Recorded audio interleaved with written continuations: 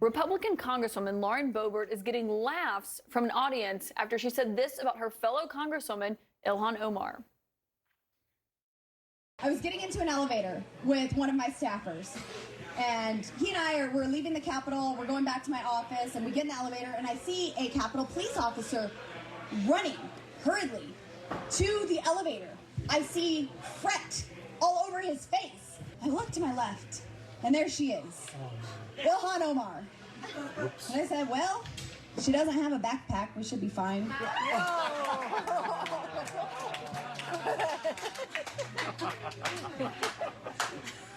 So we only had one floor to go, and I was like, do I say it or not? I looked over, and I said, oh, look, the Jihad Squad decided to show up for work today. Obviously, Ilhan Omar is one of the first Muslim women to serve in Congress.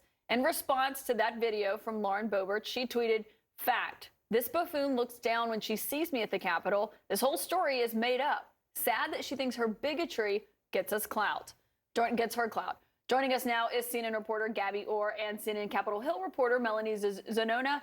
Obviously, Melanie, you are going to be back on Capitol Hill this week. I imagine this is going to be a big topic of conversation, a big question for for Republican leader Kevin McCarthy. Yeah, I mean, I think there could be a Democratic push to censure her or kick her off her committees. What she said is on par with the stuff Marjorie Taylor Greene has said. It got her kicked off her committees. The issue is these members are not going to behave any differently until they suffer internal consequences from their own party. And we have not seen that happen. In fact, Kevin McCarthy not only stood by Paul Gosar last week, but he said, I will reinstate Gosar and Marjorie Taylor Greene to their committees, potentially even better ones if we win back the House.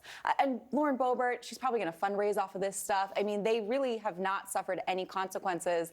And until we see that happen, they're not going to change their behavior, even if they are censured or kicked off their committees by Democrats. I don't believe for a second that she is telling the truth when she tells that story. You know, it seems like she's just trying to get some, like, terrible, terrible laughs. And she didn't even get that many, to be clear. Well, this is the brand of outrage politics that was ushered in among these sort of MAGA candidates in 2020. You know, Lauren Boebert, Marjorie Taylor Greene, Madison Cawthorn. In 2010, you had the Tea Party wave of sort of constitutional conservatives coming to office. In 2020, you had the MAGA wave of, you know, candidates whose brand of politics is to be as controversial as possible. And they are enabled, as Mel said, by a leader of the party who does nothing to impose consequences on them when they do behave this way.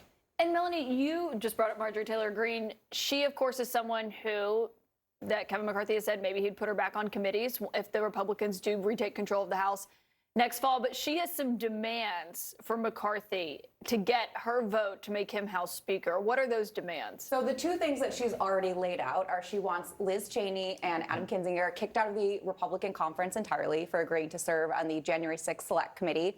And she also wants the 13 Republicans who voted for a bipartisan infrastructure bill to lose their committee assignments, including John Katko, who represents a key swing district. He's a McCarthy ally. He also voted to impeach Trump. She really came after him and said he's not a Republican, he's a Democrat.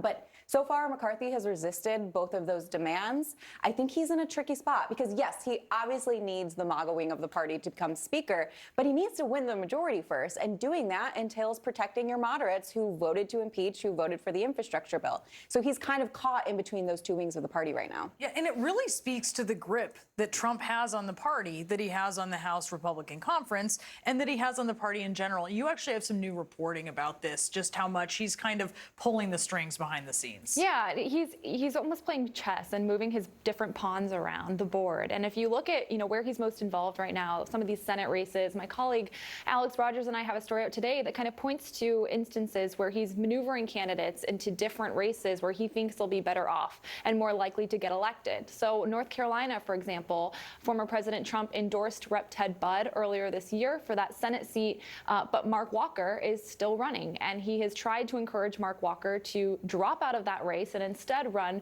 for Ted Budd's congressional seat. In Georgia, he's trying to get David Perdue, the former senator from that state, to run against Brian Kemp, the governor of the state who Trump has obviously been very critical of over his reaction to the 2020 election. And then in Alabama, you have another candidate who is running in a Senate primary against a Trump-endorsed candidate, Linda Blanchard, running against Bo Brooks. And Trump is trying to convince her at the moment to drop out of that race race and instead challenge Governor Kay Ivey in Alabama, who he's very upset with, we're told, because she did not allow him to hold a rally this summer aboard the USS Alabama. And so what kind of issue does that present for Republican leaders? I mean, it's just a further testament to the influence that he has over the Republican Party at this point in time. And it's extremely difficult for them to undo any of that, for them to unravel it. And so they're constantly up against a former president who is trying to, put his candidates in races where he thinks they're going to win against incumbents who a lot of these Republican leaders have been saying they're going to defend. That puts them at odds with the former president, who we know is a big looming presence over the Republican Party. And only wants to be more of one ahead of these 2022 midterms. Gabby and Melanie, thank you so much for joining us this morning.